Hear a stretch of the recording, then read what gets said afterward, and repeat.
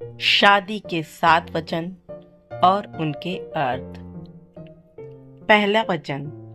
पहले फेरे में दुल्हन आगे चलती है और अपने होने वाले जीवन साथी से वचन लेती है कि जब भी आप जीवन में कोई भी तीर्थ यात्रा, हवन, पूजा या अन्य कोई धार्मिक कार्य करेंगे तो आप मुझे अपने साथ रखेंगे।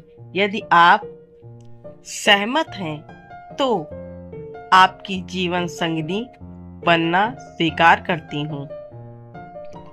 दूल्हे से दूसरा वचन दुल्हन लेती है कि मैं जिस तरीके से अपने माता पिता का सम्मान करती आई हूँ उसी तरह से आपके माता पिता और परिजनों का सम्मान करूँगी और मेरी तरह ही आप भी मेरे माता पिता का सम्मान करेंगे और घर परिवार को अपना मानेंगे। यदि आप सहमत हैं तो मैं आपके जीवन संगिनी बनना स्वीकार करती हूँ।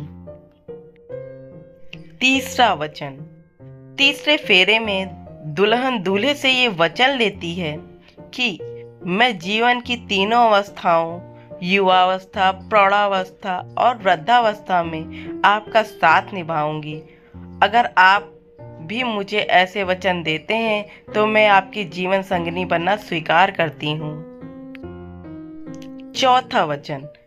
चौथे वचन में दूल्हा आगे आता है। इसके बाद दुल्हन पति से वचन मांगती है और कहती है कि अब तक आप घर परिवार की चिंता से मुक्त थे।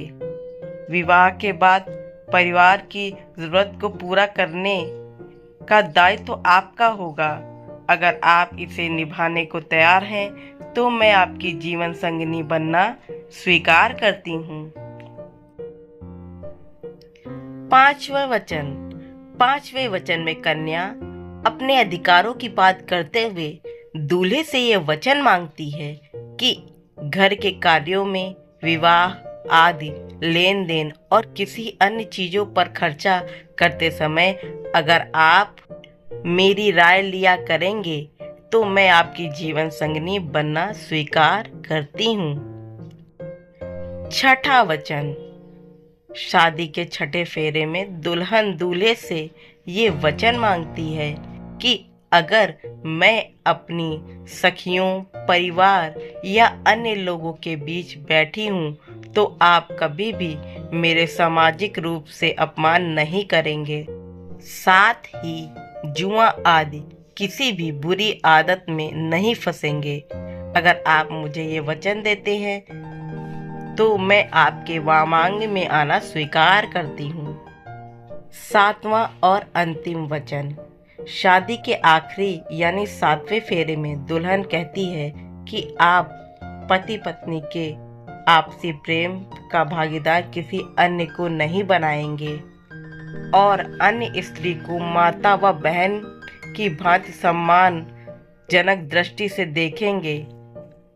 अगर आप ये वचन देते हैं तो मैं आपके वामांग में आना स्वीकार करती हूँ। Please like, share and subscribe. Thank you so much.